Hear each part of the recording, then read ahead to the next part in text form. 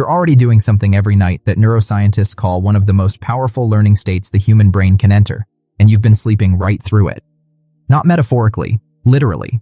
Every single night, right before you lose consciousness, your brain passes through a narrow window of neurological activity so unusual, so electrically distinct from both waking and deep sleep, that researchers have spent decades trying to figure out how to harness it. Some of the most creative, skilled, and cognitively sharp people in history stumbled onto this window by accident. Edison exploited it. Tesla reportedly lived inside it. And modern neuroscience is only now beginning to explain why it works the way it does. We're talking about theta waves. And by the end of this video, you'll understand exactly what they are, why they represent one of your brain's primary skill absorption highways, and most importantly, how to use that window deliberately tonight to encode new abilities faster than your waking brain ever could on its own. This isn't biohacking folklore. This is sleep science, learning neuroscience, and brainwave research converging on one elegant, actionable truth. The border between waking and sleep is not wasted time. It's prime real estate. Here's the frustrating reality. Most people treat sleep like a hard reset. Lights out, brain off, see you in 8 hours. And honestly, that mental model isn't completely wrong. Sleep does clear metabolic waste from your brain through the glymphatic system. It does consolidate memories. It does regulate hormones.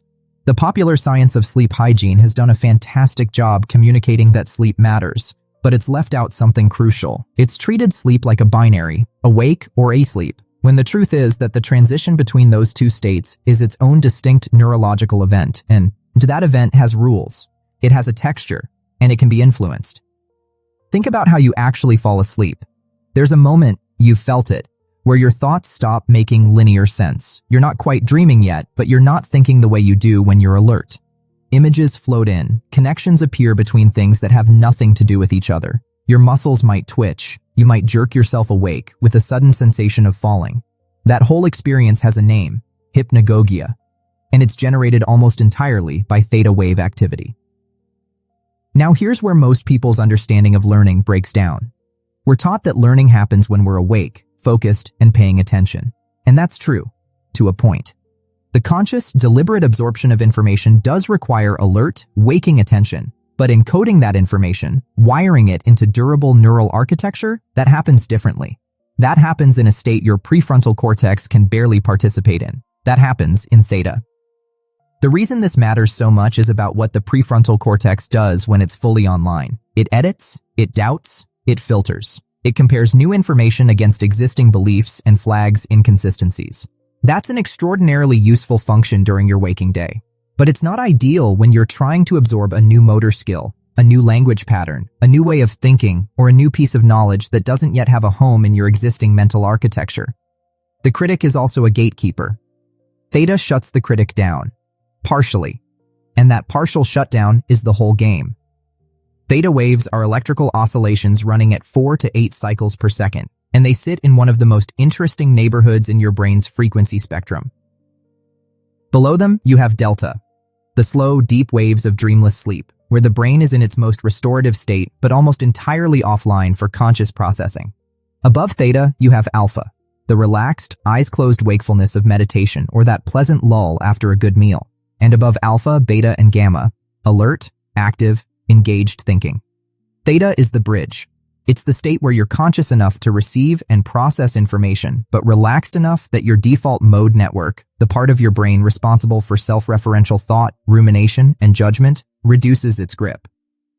Here's what makes theta electrifying from a learning standpoint. Research out of MIT and multiple other institutions has identified theta oscillations as a core mechanism in hippocampal long-term potentiation, which is the biological process by which memories and skills become durably encoded. The hippocampus, your brain's primary learning and memory structure, actually uses theta rhythms to time the synaptic changes that constitute new learning. It's not a coincidence that theta appears during learning. Theta is learning at the cellular level. Studies using EEG recordings have shown that theta power, the amplitude of theta wave activity, increases significantly when subjects are encoding GNU spatial information, learning motor sequences, and processing emotionally significant experiences. A landmark study published in Nature Neuroscience found that theta oscillations coordinate communication between the hippocampus and the prefrontal cortex during memory encoding. essentially acting as a timing signal that tells the two regions when to sync up and when to write new information to long-term storage. Think of theta like a transmission signal for a high-speed data transfer. Your awake brain generates the data, the practice, the repetition, the study.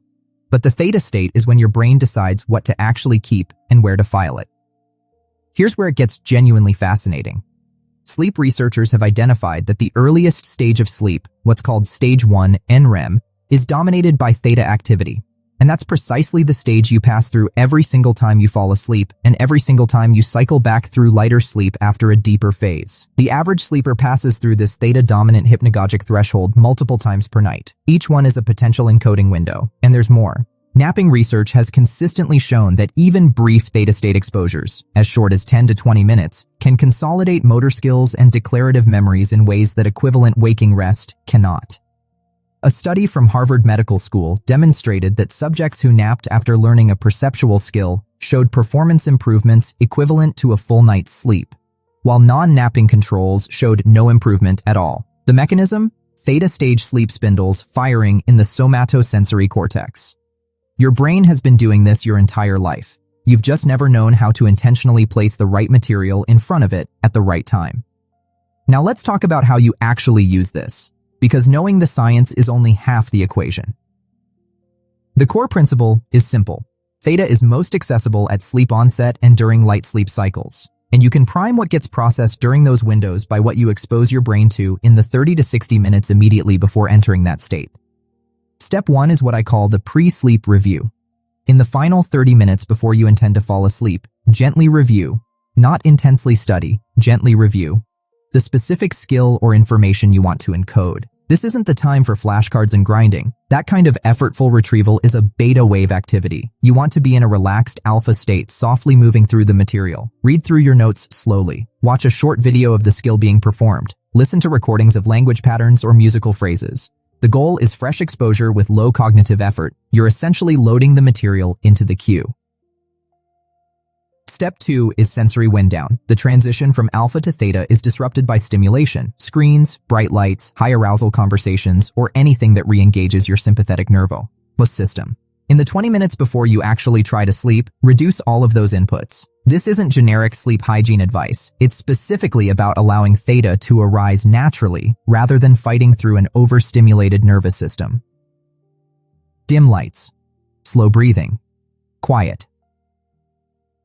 Step 3 is the hypnagogic hover, and this is the advanced technique that separates passive sleepers from deliberate learners. Thomas Edison famously held steel balls in his hands as he napped in a chair. The moment he drifted into theta-dominant hypnagogia, his hands would relax, the balls would drop, the noise would wake him, and he'd immediately record whatever his mind had been doing. He called it his creative sweet spot. Modern practitioners do something similar with less dramatic hardware. They set a gentle alarm for 15 to 20 minutes, or they use a body scan to stay at the threshold of consciousness without fully dropping into sleep. During this hover, you're not trying to think about your skill. You're observing whatever arises. The theta brain doesn't take instructions well. It makes associations. You might see imagery related to what you've been learning. You might feel a sudden intuitive understanding of something that was confusing. You might hear a musical phrase resolve in your mind. Whatever comes up, hold it lightly. When you wake, note it immediately. Theta content dissolves quickly, like dreams. Step 4 is morning recall before full alertness. The transition from sleep back to waking also passes through theta. Before you reach for your phone, before you start planning your day, spend 2 to 3 minutes lying still and noticing what's present in your mind. Often, something that was unclear the night before will have a different quality. More integrated, more accessible. Skilled musicians report waking with passages that had eluded them. Mathematicians report waking with proof steps that were opaque the night before. This isn't mystical. This is theta processing completing its work and surfacing the output. If you want to go deeper, you can incorporate a deliberate binaural beat protocol. Research suggests that listening to audio with a frequency differential in the 4 to 7 Hz range, which is the theta band, can entrain your brain toward theta production when you're in a relaxed but conscious state. This isn't guaranteed, and it works better for some people than others, but the mechanism is legitimate. The brain shows a frequency-following response to rhythmic auditory stimulation. 15 to 20 minutes of theta-range binaural audio while reviewing your material can potentially bridge the alpha-theta transition more efficiently. One important calibration. The techniques above are accelerators, not replacements. Theta state encoding works best when there's actually something well-practiced to encode. You can't load an empty buffer. The deliberate practice still needs to happen. What the Theta protocol does is optimize the consolidation of that practice. It helps the brain convert effortful repetition into automatic, fluid execution more efficiently. Tonight, while the rest of the world is scrolling through their phones trying to wind down, you're going to do something different. You're going to spend 30 minutes with whatever you're trying to learn, softly, without pressure. You're going to dim your environment and let your nervous system settle. And then you're going to pay attention to that strange, dissolving edge of consciousness in a way you never have before. Not because it's a hack, because it's your biology, because your brain has been offering you this window every single night, and now you actually know it's there.